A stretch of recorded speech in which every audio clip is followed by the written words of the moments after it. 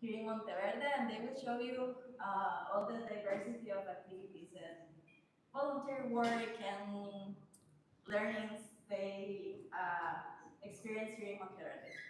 So I will let you with Brianna, Raymond, and Kitia, so they can tell you more about their internship with the Monteverde. Cool. Okay. Hello, everybody. Thank you so much for coming. Um, like Irene said, we're students from UPenn. We've been here for the past 8 weeks, working on a variety of things relating to sustainable development in Monteverde. We've learned a lot, had a lot of fun. It's been quite the journey, and this is like a brief overview of everything we've done with our time here. So, yeah. I'm Kittia. I'm Brianna. And I'm Raymond. And at the University of Pennsylvania, we are they're both science majors, and I'm a health major. So a lot of the stuff we did here was a very new experience for us, and we hadn't done a lot of the work that we had the opportunity to do. So I'm going to start off with week one. For the first week, we were working with the Appalachian State University group. We kind of just tagged along for a lot of the events that they were already planning to do. We worked with Danny and Irene. So we worked on environment and conservation. So first day we got here, we were stuck in traffic, and got here super late at night, and we didn't meet our host families until we literally showed up at their door at 9 p.m. So it was an interesting first morning, and we ended up reforesting in San Luis. So I'm not actually sure the amount of trees that we were able to plant. I would say close to 100 were in the truck. And then afterwards, the owners of the farm that we were reforesting gave us watermelon. So great first day for us. And then we had a talk with Irene in the afternoon, and like Raymond said, this is a brief overview, so there's a few things we didn't include in the PowerPoint that we might mention. Such as the next day, we worked with Luisa on her Adopt a Stream project, looking at macroinvertebrates to test water quality. Again, something I had never done before, and I was super confused on how to identify most of these invertebrates because I hadn't heard of them, let alone seen most of them. So that was a very unique experience and our first time really exploring the property that the Institute has. So next, we worked at the Finca Garua. It was where the new community garden is going to be. So we worked and we had a discussion with Corklima about the work that they were doing in the community, and they have a new initiative to do multiple community gardens instead of a large one. So we were clearing weeds on a property not too far away, trying to make room for the new plants as well as plant border trees to protect the garden. Okay, week two, we continued with environment and conservation. Our first full weekend here, we did the Sendero Pacifico, which we started in San Luis at the bridge, and we did in total, I think about 20 kilometers, more or less.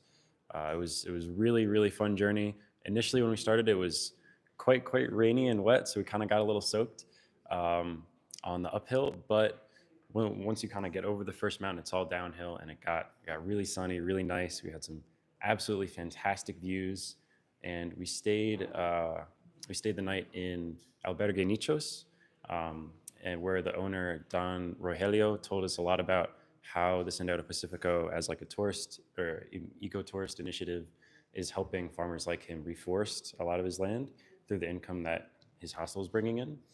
And that next day, we had to walk a little bit more than initially planned, but it was still a lot of fun, to the road where we got a bus to Punta Arenas, where we worked with Yatebo, which is an environmental educational organization that focuses on educating the community about how important it is to reduce contamination and pollution in the ocean and various water sources. And we worked with them that day on the beach in Punta Arenas, sort of doing like a citizen science project where we'd like throw hula hoops on the beach and like count how many pieces of garbage were in a certain hula hoop to try and like extrapolate how much garbage was on the entire beach. It was a little interesting project. It wasn't super scientific, but it gave us an idea of sort of the contamination and pollution that Punta Arenas has and what could be done differently in the future to reduce that. That same week, we worked in the Bajo del Tigre Preserve. Um, we carried like 26-pound bricks throughout their trails down to a lookout point where they're trying to build a staircase. And on that trail, like you can't really use wheelbarrows or any other sort of equipment to move those bricks. And there were only two other workers with us, so it would have taken them, I think, a lot longer to do the same task that we were able to sort of make short work of in like one or two trips. The bricks were definitely heavy, but it was I would say it was rewarding work. It was tiring, but it was really cool to see like how we were having a tangible impact on this preserve and making the trails better for all the tourists who want to come and see the beautiful nature Monteverde has. The next day, we worked with Asada, and they took us to the natural springs where Monteverde's water comes from, and they told us how important it is to conserve and protect the area around these natural springs because it is the water source for the entire community. And then they also took us to their storage tanks where they store extra water for the tourist season when water usage and demand is really high. And then later on in that week, we went to the Calandria Preserve where we collected the trap cameras that the App State students had been working with. And we did a lot of data processing as far as what the trap camera saw. A lot of it, well, most of it was just sort of blank pictures and videos that the motion sensor had been tripped by like wind or by humans walking in the trails, which we weren't really too excited about that data. But every once in a while, you get like a really cool picture like these, like an ocelot or an agouti or a coyote, um, and it really told us a lot about how different species of animals and larger fauna are coming back to areas that have been recently reforested, which is really cool to see. Moving on to week 3, social responsibility. This week we began to separate from the Appalachian State University students because their internship had just ended that week. So the start of that week, we basically watched their presentations about their experiences as a whole during their past 2 weeks, and also the community center nearby here, which we watched like a art showcase of benches that students by the Canadian school that visited the Monteverde Institute built. And later on in that week, we also worked at the recycling center, which was a very interesting experience. We basically sorted type 1 and type 2 plastics into these white bags, and you can see in that image, we sorted a lot of plastics. So it's definitely like it definitely shows how much like plastic the people are using here, but it also like shows like how much we need more awareness around like tourism and how much um, awareness we need to spread to them in order to tell them that tap water is safe here and that they can use that instead of buying plastic water bottles. And also during that week, we also began with a project where we built a book exchange to build a bookshelf for it, because the one that is located in the soccer field in Santa Elena is kind of like broken. The door was falling off, everything. So we were assigned to build a new bookshelf for it. And continuing. Week 4 was social responsibility. Very fun week. We started off visiting Cala Lodge, which is part of the H4 Alliance of Hotels. It's a business organization that is dedicated to improving the sustainability and decreasing the environmental impact of various hotels in the Monteverde area. And we learned how they're using different strategies like biogardens to filter their gray water, or designating like a certain area of their property as like a protected preserve with trails for their guests to enjoy, as like representing their commitment to sustainability. Later on in that week, we went to Life Monteverde 2 days in a row. The first day we worked in the Hormiguitas camp um, with kids and taught them about the butterfly effect and how important peace and communication is in global affairs, and how Monteverde is can be sort of an emblem of that peace. Um, The next day, we got an awesome, really awesome coffee tour. Got to try some delicious, delicious coffee. Um, and Evelyn, who's in this picture, taught us a lot about how life uh, really takes seriously their commitment to sustainability and uh, like sustainable agriculture and agroecology, and how they use windbreaks, natural windbreaks with large, tall trees to protect their crops.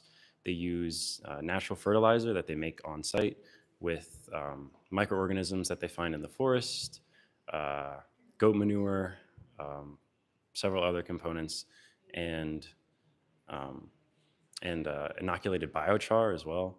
So very interesting agroecology, different processes there that I don't think any of us really had any experience with prior to. And getting to see where coffee that people are purchasing actually comes from and how producing it can be sustainable was really, really inspiring. Uh, we ended off that week continuing with our bookshelf at Art on Wheels. You can see in this picture, I'm kind of getting yelled at by Brianna because I'm not holding the board straight when we were trying to attach them to the back of the bookshelf. None of us, as college students, none of us really had any really construction experience. So this was a bit of an interesting task for us. We kind of had to wing it and figure it out. But I mean, you'll see the finished project later, but I think it came out pretty nice. Oh yeah. Oh yeah, this little gem right here. This is the video we created for Life Monteverde in exchange for them giving us the tour. We took a lot of cool pictures and videos of them, and Evelyn told us about the Coffee Tour Alliance, which does a lot to support the community fund and different community initiatives here in Monteverde. I'm really gonna hold this. Monteverde since July of last year. It's a year that I've been with Cafe Monteverde. I want to share with you the Coffee Alliance that we created in 2020 based on the COVID experience. So three of the main coffee tours, local coffee tours, among them Cafe Monteverde, Capiche, and Don Juan, decided to join efforts and stay within the same line for 5 years. So we decided that for every dollar that would come in from a tourist, from a visitor, that dollar would be given to the community fund, which is an NGO that existed before COVID. And it receives different local projects and then distributes funding accordingly. So there are a bunch of community projects that have been supported by the community fund. I'll mention at least two. One of them is Arte sobre Ruedas, which is providing art to different local population, kids and elders, as well as sidewalks, for example. And so we're very proud of this effort, and we hope to continue this on for many more years to come. As you can tell, we're like professional videographers. I think this shows our skills quite well. Thank you to Nacho for helping us out with the video editing. Much appreciated. Okay, so now we're gonna move on to week 5, which is my favorite week of this entire experience and Raymond's least favorite week of his entire life. We worked at Bajo del Tigre with a kids camp for kids aged about 6 and 7, trying to teach them, emphasis on trying, about felines. So the week started pretty good. They were very well behaved at the beginning of the week because they didn't have any friends. And by the end of the week,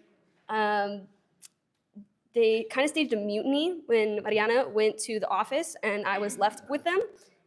And so it's a very interesting experience, but I had a lot of fun. As you can see, most of these pictures are of me playing with the kids because why not do art projects? Love art.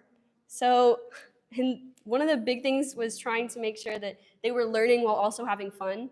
So we did masks that were supposed to look like jaguarunis, and we learned about pumas. And my favorite part of this entire experience was most of the kids did not know I spoke English until the last day. They all assumed I only spoke Spanish and were shocked when I was American. So that was really fun for me because I got to practice my Spanish with an audience that was least likely to judge me because they didn't know that I didn't speak any other language. So I really enjoyed that aspect. We got to see some monkeys really close, and the kids really liked looking for bugs and butterflies. So in this picture, we finally caught this butterfly that they had been trying to catch for maybe about 30 minutes. It's a very big highlight of our day. And Raymond is over here. As I said, this is his least favorite week. He's not the biggest fan of kids, but he stuck it out the whole week and was working on the supplies in the back and trying to be helpful so that we could run the camp a little bit smoother. And Kitty's not in any of these pictures because he's the one taking all of them. So he was a big help with trying to make sure that the kids stayed on task and working on their projects. But I really enjoyed this experience. I don't know if you guys want to talk about it at all. I think you covered it. Okay, perfect. So next, moving on to week 6, we're still in the economic development. And when I say like economic development, this is a broad category. It was supposed to be a guideline for the activities we were doing. Doesn't mean that all the activities we're doing follow those. So the next week was somewhat along the lines of economic development, but was kind of veering off the edge and not so much economic development versus community as well. So I'm just going to talk about the Monteverde Community Fund, and then I want to pass it over to Kitya. So we worked with MCF for about a week and a half. The goal when we first started was just learn about the program and see what they do for the community after we did the Coffee Tour Alliance, and that's where MCF gets most of their money because of the Coffee Tour Alliance. So it's kind of seeing the other end of things, not just the donation of money, but where it goes in the community. So the first assignment we had is working with the Monteverde Community Fund and their goal to try to help local organizations and businesses get their CSD, their Certified Sustainable Tourism License. So as the Monteverde Community Fund is a nonprofit, they can't really do a whole lot. They only have one full-time employee. So we were trying to help them with suggestions on what grants they could offer to local businesses in order to achieve steps that are needed in order to get the CST license. And later on, we also worked with them on reviewing their grants, the people who were awarded their grants for the next weeks. We were supposed to conduct 6 interviews. Due to lack of response on some aspect and lack of time on our end, not all 6 were actually done. We ended up doing 2.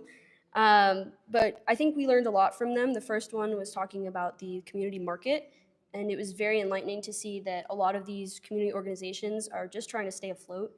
And as much as they want to do stuff for the community, they don't have the resources to actually do a lot. And so most of the people in this organization are volunteers, and it's just their time. They're not getting anything out of it because they want to support the community. And so the Monteverde Community Fund is trying to help them with the monetary value. We also interviewed the Sports Association and their association with MCF, and it was very interesting to see that in recent years, due to lack of funding, there's so many teams that they had to drop. So most of the older football teams, they couldn't fund anymore because they had to increase the tuition, which caused a lot of the students to drop out. And so the goal with them partnering with MCF and receiving a grant from them was to try to lower the tuition to play football and get more kids involved in athletics. So it's very interesting to see their goals and how MCF is helping the community have local sports teams for kids. Yeah, and during that week, we also went to the opening of Parque Dona Ofelia, which is a linear park that includes a dog park too, that is located near Don Juan course. And it's interesting to see the opening because many people of the Monteverde community came together to watch the opening. And it was also interesting for us three because we worked at the park several weeks before that to dig up dirt, grass, and basically make it smooth in order for the park to be built. And also including that we went back to Arte Sobre Ruedas to work with elders, where we basically painted color wheels in order to, which is like a big part of Costa Rican culture. And we basically just got to know the elders, talked with them, interacted with them, and was also able to enjoy some coffee, tea, and some pastries. Yeah, and during that week, we also joined forces with the other interns from Utah to work on their mural, which we helped to complete with them. And it's located in Las Nubes, in the school there. And here are some images of our amazing talent at work. Week 7 is sustainable agriculture. This week we changed coordinators from Irene to Esteban. So yeah. So starting off the week, we went seed purchasing in order to collect seeds, in order to find seeds to grow cilantro, tomatoes, radishes, etc. And then during that week, we also harvested a bunch of vegetables from the garden that's outside right here, in order to uh, like harvest them, take care of the garden, and also eat the vegetables for lunch later that day. And another highlight is we went back to Artes Libreras to work on our bookshelf. And by this time, we already built the shelf, but we now needed to paint it in order to make it have some more design. So yeah. And during that week, we also made caldo sulfocalcio, which is sulfur calciate, which is a fungicide that is used to spray at vegetables and gardens in order to prevent diseases from fungi and such.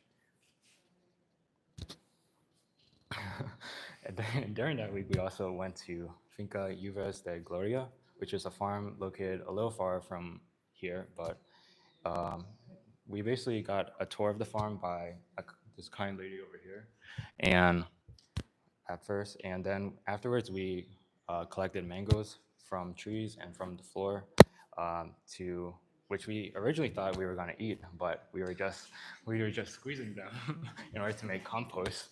But and so we were squeezing mangoes, bananas, that such, and in the afternoon we basically went to the fields in order to work and cut down grass that's located near tuber plants in order to allow them to grow better. And here's some other images of Raymond and Brianna. Okay, so finishing us off, I would like to preface that one of my goals for this entire internship was I really wanted to wear a hard hat for one job. Because I was like, we're doing all this shoveling and construction, like I should have a hard hat. I did not get a hard hat with any of the projects we actually did. I got it at the hardware store because Esteban asked the guy if I could wear a hard hat. And so thank you, Esteban, for that. Dreams come true. So the final week we're here, again, working with Esteban on sustainable agriculture. So one of the big things we did this week was there was a garden. Well, now there is a garden. It was a field with weeds and dirt, and it was kind of overrun. So we spent 2 days shoveling it and taking out all the dirt and the weeds, and then we tilled it with a rake, and we're able to replant some of the similar products like kale and tomatoes and things that we have in the garden. So the first picture of us replanting is us redoing that garden bed. And one of the cool things is we put trap cameras up to see what animals would come eat the garden because there is no fence. Like, there's no gate. There's a fence, but it's not really a fence. It's very open. So we thought that a bunch of animals were going to come eat our plants. And then we saw on the trap camera that there was a coyote. So not going to eat our plants, but very cool to see that there was a coyote so close to the Institute. Because most of the time you think there's so many people here, you're never going to see that. But it's less than a 10-minute walk, and it was just standing there in our garden. So that was really cool for me to see. And then I'm going to skip to gardening because that's also what we did for most of the week, back to harvesting and replanting. So this bed used to be full of spinach. So we took it out and we replanted with some new plants and planted a lot of medicinal plants and a lot of time spent in the dirt this week, which was super fun. And then the guys ended up spraying this molasses compost mix that we made, fertilizer that we made last week. It doesn't smell very good, but it does help the plants grow. So that's good. And then in the middle of yesterday, we kind of had a fun day. We really didn't do that much work. We toured a farm, but it was kind of an arts and crafts day, kind of a good way to end the program. So this is Raymond's pot. Super excited. He tried to carve in details from the trip and local Costa Rican culture. So if you turn it around, there's symbols from the area, such as the MBI logo, as well as the wheels that we made when we were at Artes Obreras, as well as some of the things that he saw in a museum when he went to San Jose. And then finally, our bookshelf completion. So this process, as you've seen, took multiple weeks, and it was something we'd never done before. And I don't think any of us have taken an art class since we were in elementary school. So it was definitely a process. And there was a ton of up and downs. We started with no funding and no wood. And then we kind of stole wood from the shed, and then they asked for it back. So then we had to go find more, and we ended up like raiding Nacho's backyard. And then we bought screws, and then we had different wood, and the screws were for the old wood. Um, so it's made with love and a lot of effort, and I hope you guys enjoy it. Thank you.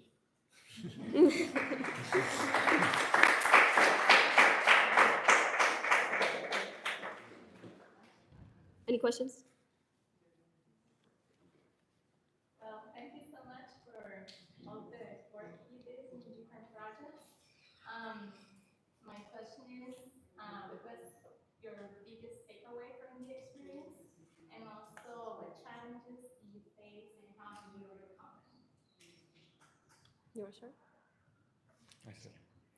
I think one of my biggest takeaways is like how much you can learn from the people that you're surrounded by every day, because it's like I think based off of my experience, this entire like cumulative experience, I think I've been shaped a lot by like YouTube and also my coordinators and also my host family and a bunch of other people such as other interns and a bunch of other staff. So I think that's a very like important part that I'll definitely take away from here. I think one thing for me is definitely how much the smell of fertilizer sticks to you. Like it's almost like a coat, like you just put on and you just wear it for the rest of the day. So that will definitely come back with me, knowing that.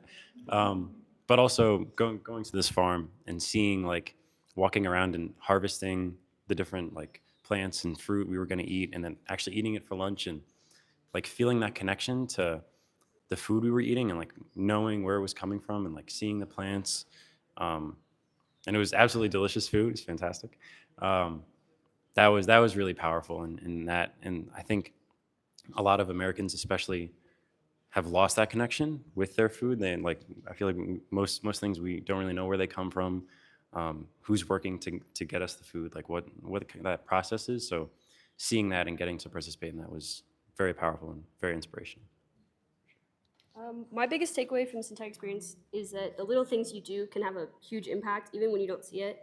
So like I said, the first day we're reforesting. So mindset going into that for I think all of us was, okay, we're just planting trees. Like this is our job. We're interns here. That's what we're gonna do. I wasn't expecting at the end the people who owned the property. They were so thankful. They invited us to their house and they gave us food. And it's those little things along the way. So like even like the farm that we just worked on, like she was so grateful that we were in the fields with her and that Esteban had the knowledge to make this biofertilizer. And even personally for me, I've complained a lot about this, and most people who've been around me have heard that I walk to the Institute and I have to go up the really big hill every day. And I really hate it, but it's like the little things every single day going up the hill, up the hill, up the hill. Like I would get faster, and so like I didn't realize how easy it had gotten because I wasn't really appreciating the small like mundane walk to work every single day that we walked yesterday with Esteban and Kitya, and I kept having to stop because I was like pushing up the hill and I was just ready to keep going, and I was like, oh wait, like you guys don't do this every day. Like this is something small that I took for granted. So I think that's my biggest takeaway is just appreciating that something that you don't think is important every day or some small task, like saying hi to someone when you walk by them, it can have a big impact.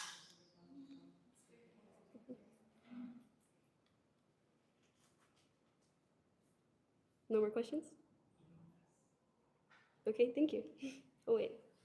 How you feel the balance between all these activities and the way that Monteverde is with the tourism, the community service, and academic programs? Or how do you see that balance, even working in the recycling center? Do you see that there's a lot of trash there? They're coming regularly. How do you see that Monteverde can be a balance with all of this? The food with the people, because it's coming a lot of trucks with food from outside, and we have really good soil. How do you think that we can make a balance? Personally, I think the biggest thing is communication. like you were talking about the reason that we did the presentation the style we did is because the community doesn't really know what the institute does. Like we're the institute. There's not really anything under that. It's just a separate category that is for students. It's not necessarily for the community. So I think trying to get everybody involved. So my host family, like I'm very grateful they took me to Don Juan for the annexation holiday. And so I learned so much about the culture from just talking to people and walking around and just seeing everything that was going on. And same thing with farming. I think a lot of we went to the presentation on barrio gardens, or I did, and I think a lot of the reason that I didn't know anything about bio gardens or that the community didn't know anything about them is just nobody had told them. They like heard it as a word, but nobody had really explained to them or sat them down and explained the process of how to build it or what would go into it. So I think even explaining like farming or buying local or just attending community events or workshops to just talk about what each program does, if you had the time for that, would be a great way to get the community involved in both like the students aspect as well as like farming and agriculture.